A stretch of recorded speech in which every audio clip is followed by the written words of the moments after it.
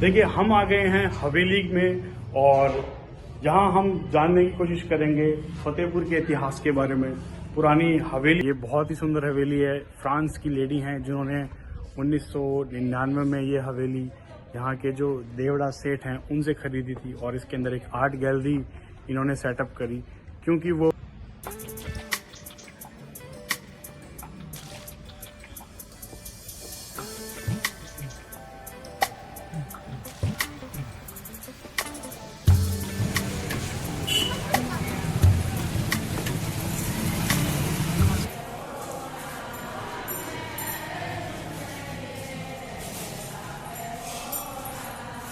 और अंदर चूना है। जब राजस्थान में लगभग हवाएं पश्चिम साइड से चलती हैं, तो इनका सबका मुंह इसी साइड में किया हुआ है। तो हवा जब गर्म हवा गर्मियों में आकर चूने से टकराएगी तो ठंडी होके ना अंदर कमरे में जाएगी, और कमरे में एक होल है, उस होल को आप खोल दो तो आधे घंटे में आप ये महसूस करेंगे कि पूरा कमरा ठंडा हो गया है। मतलब एक तरीके से एक तो इस साइड आती थी, इस रूम में आती थी और उस रूम में, मतलब एक दीपक से 3 जगह पर रोशनी होना। रात को 3 जगह पर रोशनी हो जाती थी। इसमें वास्तु में सोते वक्त सिर पर लोहा नहीं रहना चाहिए, उससे बुरे सपने आते हैं। इसीलिए लकड़ी का काम, ये लकड़ी का बीम बनाया हुआ है और इसको सहतीर बोलते हैं। तो ये नंदलाल जी भरतिया है, नाम भी लिखा हुआ है, NL भरतिया है, NL नाम भी लिखा हुआ है इसमें, नंदलाल भरतिया। उस पर ज्वाला प्रसाद भरतिया ऐसे ही लिखा हुआ है जैसे इसमें लिखा हुआ है। तो उसने पहले अपने छोटे भाई के लिए हवेली बनाई, फिर ज्वाला प्रसाद जी भरतिया ने अपने लिए हवेली बनाई। बहुत ही सुंदर हवेली है ये। यहाँ पर गुलामी मूवी की शूटिंग भी हुई थी और जब भी मैट की शूटिंग, जब भी मैट का एक गाना था जो कि यहाँ पे शूट हुआ था। इसने जैसे जयपुर में जंतर मंतर बना हुआ है ना, रात चंद्र घड़ी, वो सूर्य घड़ी, रात को समय देखना, दिन में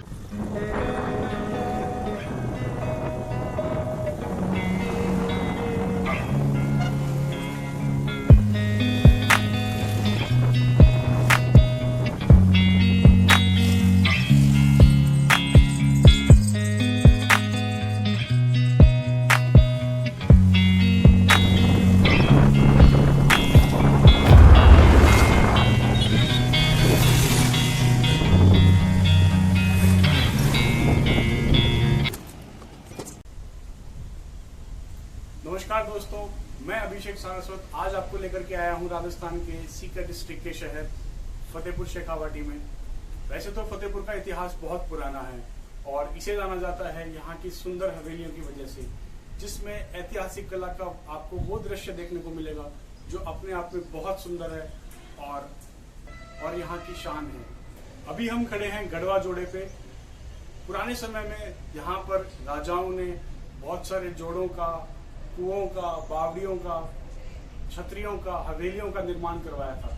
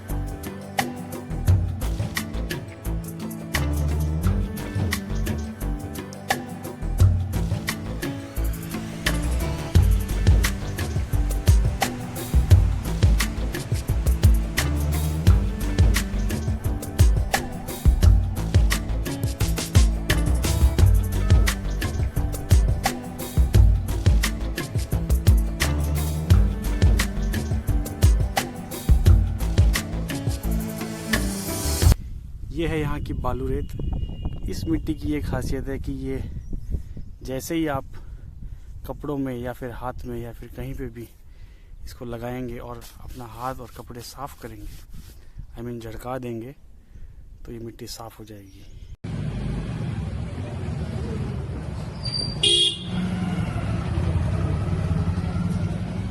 देखिए, हम आ गए हैं हवेली में और यहाँ हम जानने की कोशिश करेंगे फतेहपुर के इतिहास के बारे में।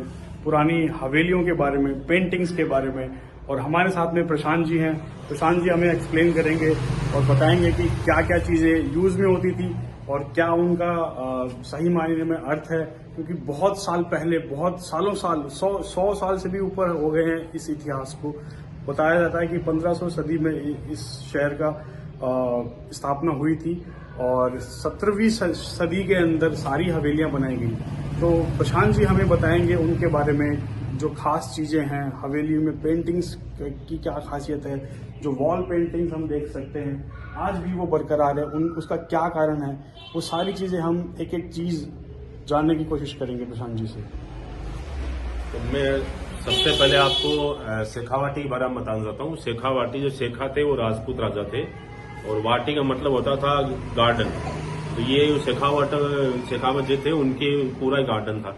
उसमें 4 जिले पड़ते हैं और उसके नीचे छोटे छोटे गांव भी है, तहसील भी वगैरह है। तो हर जगह पर ये हवेलियां बनी हुई है। हवेली का मतलब होता है हवादार जगह। यहाँ पे टेम्परेचर बहुत गर्मियों में 50 तक चला जाता है। तो ये हवेलियां चूने की बनी होती है, चूने की वजह से ही होती है। बाहर अगर मौसम गर्म हो गया है तो अंदर का कमरे सारे ठंडे होते थे और बाहर अगर ठंडा है तो अंदर गर्म होते हैं। दोनों मतलब सर्दी और गर्मी दोनों के लिए अच्छी जगह होती थी। और इसमें जितनी भी ये पेंटिंग की गई इसको फ्रेस्कोस पेंटिंग बोलते हैं। गीली दीवार पर भी चित्रकारी करना। तो क्या होता था कि शंख और सीप दोनों को पहले अकाल पड़ता था तो जितने भी पैसे वाले थे, जो व्यापारी लोग थे, वो पैसा देते नहीं थे, सिर्फ उसमें अनाज और कपड़ा देते थे। और अकाल के वक्त में जो मजदूर परिवार था वो यहीं पे आके रहता था। यहाँ पे काम करते रहो और खाना खाते रहो, कपड़े पहनते रहो और अपना काम करते रहो। तो ऐसे करके ये उनको जो जरूरत थी उस वक्त अकाल पड़ता है तो पैसे की जरूरत नहीं होती है, खाने की जरूरत होती है। तो पहले अकाल पड़ते थे, बहुत भयंकर स्थिति होती थी।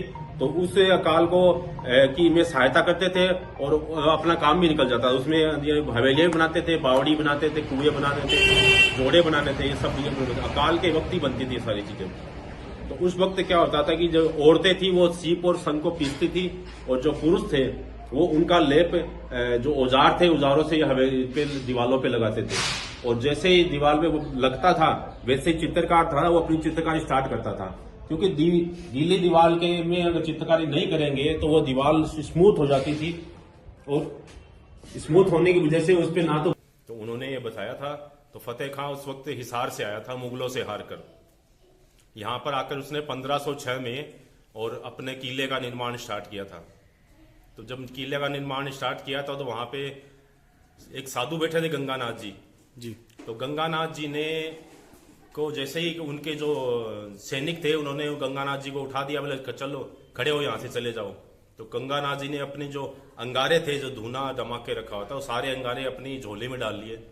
तो ये सारी चीज देखकर सैनिक दबंग रह गए, बोले ये एकदम से हस्तप्रभ हो गए कि ये चमत्कारी साधु है। जी हाँ। तो गंगानाथ जी वहां से चले गए थे। ये बात जब बादशाह फतेह खां को पता चली तो वो नंगे पांव वहां से दौड़ा चल के आया और उनको हमारे यहाँ पे स्थित एक चूना चौक है, जो गायों के लिए जगह छोड़ी हुई है, वहां पे उनको पकड़ा, उनको रोका, उनसे आग्रह किया कि हमसे भूल हो गई, हम लोग पता नहीं था कि आप तपस्वी, इतने बड़े तपस्वी हैं। तो वो थोड़ा हाफ रहा था, थोड़ा सा जैसे दौड़ने के बाद हो जाता है ना वैसे। तो गंगानाथ जी ने बोला क्या तू चोर है? बोला हाँ सर चोर हूं मैं। तो हाँ प्रभु मैं चोर हूं और मैं मुगलों से हार के यहाँ आया हुआ हूँ।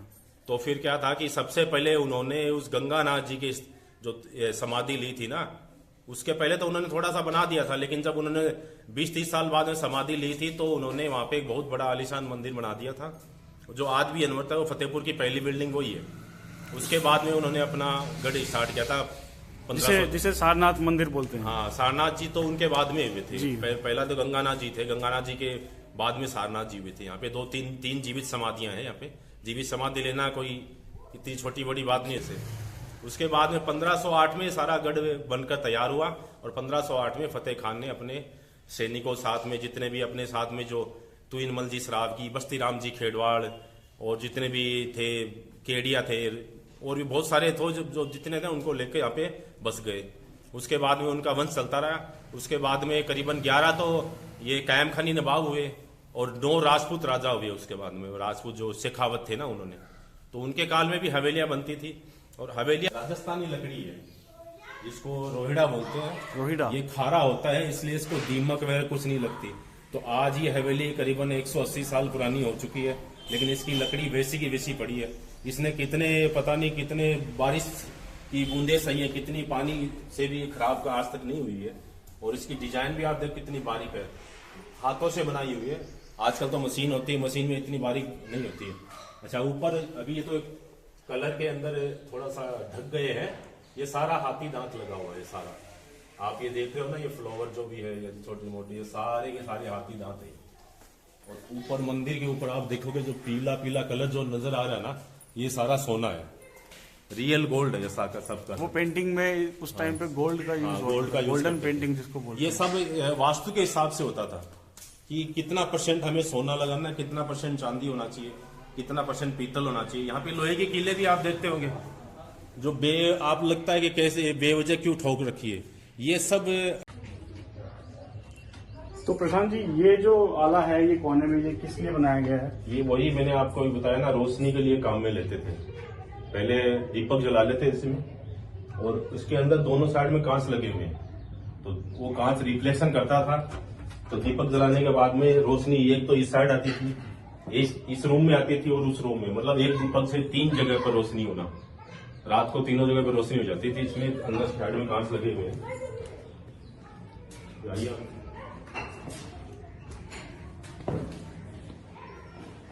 ये देखिए आप, यहाँ पे आप देख रहे हैं कांच लगा हुआ है, दोनों साइड कांच है, उससे रोशनी रिफ्लेक्शन करती थी, और तीनों जगह रोशनी हो जाती है एक ही दीपक से। अभी आप रूम देख रहे हैं, इसमें जो सफेद पॉलिश की हुई है ना, ये सीप और शंख की है, जिसको संदला बोलते हैं। हाँ, संदला बोलते हैं जिसको। पूरी हवेली में यही इसी की हुई है। बाहर बारिश की वजह से थोड़ा कालापन आ गया है, अंदर की वैसी पड़ी है। ये सारे सीप और शंख होते थे। ऊपर कितना सुंदर लकड़ी की नक्काशी का काम किया हुआ है। ये लकड़ी का सपोर्ट देने से क्या मतलब, ये अभी हम देखते हैं कि लोहे का गाटर लगता है। ये सारा वास्तु के हिसाब से, वास्तु में सोते वक्त सिर पर लोहा नहीं रहना चाहिए, उससे बुरे सपने आते हैं। इसीलिए लकड़ी का काम, ये लकड़ी का बीम बनाया हुआ है, और इसको सहतीर बोलते हैं। हाँ, इसका आकार भी आप देखते हो, तीर धनुष के जैसा है दोनों साइड में। अच्छा, इसमें 2 कड़ी लगी हुई है, इसके अंदर हाथों से खींचने वाला पंखा लगाते थे, और नीचे जो घर का मालिक है वो सोता था, जो नौकर होता था वो पंखा हिलाता था, और इसी वजह से यहाँ पे हवा के लिए पंखा। और इसमें बहुत सारी खिड़कियां भी है। ये कमरा आप देखोगे कि गर्मी के वक्त में बहुत ठंडा रहता है। इसमें ये हाथी की शेप में दिखाया हुआ है, दोनों हाथी की शेप में, पीछे हाथी इधर भी आती है। सारे सिंहासन के बाद में हाथी ऐसे, किसी का शेर होता है, ऐसे हाथी है, और सारा ये शेप है ना, आप सिंहासन के जैसा शेप है इसमें। बहुत ही सुंदर लग रहा है, देखिए। और इस हवेली के यहाँ पे भी बाउंड्रीज बनाई हुई हैं। बाउंड्रीज से पहले ये पूरा गेट की तरीके से बनाया हुआ है, ताकि कोई बैठे और अपना काम भी करता रहे, तो बाहर वाले को दिखे नहीं। देखिए, मैं आपको फतेहपुर थोड़ा सा दिखा देता हूँ यहीं से, और इसके ऊपर वाली छत से देखेंगे तो और भी मजा आएगा। चलो देखते हैं ऊपर वाली छत से। उनमें हवा किसी भी तरह से अंदर हवा नहीं जाती है। तो ये जो पोर्शन है ना, इनको उस कमरे से डायरेक्ट जोड़ दिया गया है। ये लोहे का बना है? ये पीतल है। पीतल है? नहीं, हाँ, लोहे का बना हुआ है, और अंदर चूना है।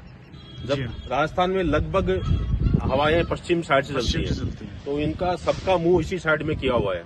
तो हवा, जब गर्म हवा गर्मियों में आकर चूने से टकराएगी, तो ठंडी होके ना अंदर कमरे में जाएगी, और कमरे में एक होल है, उस होल को आप खोल दो, तो आधे घंटे में आप ये महसूस करेंगे कि पूरा कमरा ठंडा हो गया है।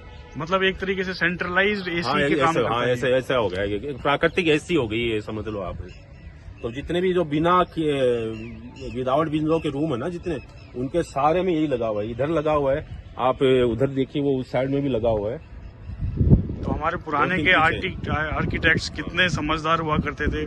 उनको उस जमाने में भी इतना नॉलेज था चीजों का, कि ये रूम्स ठंडे रखने के लिए किस तरीके से, देखिए ये सही बताया इन्होंने। देखिए, इस वाले का मुंह भी पश्चिम की ओर ही है, ये पश्चिम दिशा है, सूरज ढलने वाला है, शाम हो गई है और इधर से ही हवा चल रही है। पुराने लोग हमें प्रेरणा देते थे कि आप एसी रखो लेकिन प्राकृतिक होना चाहिए, पानी रखो लेकिन पानी फिल्टर करने का तरीका प्राकृतिक होना चाहिए। अगर आपको 100 साल तक तो बहुत बड़े व्यापारी घराने जितना घूमने में ज्यादा बड़ा कारोबार में जितने भी बड़े बड़े सेठ लोग हैं यहाँ फतेहपुर से बिलोंग करते हैं। जैसे किटप्लाई वाले सिंघानिया है, जेके टायर वाले हैं, जेके वाले गोंडका है, सियाराम वाले पोदार हैं, सेंटोजन वाले देवड़ा है और भी बहुत सारी फैमिली है। जैसे अपने ये विप्रो वाले हैं,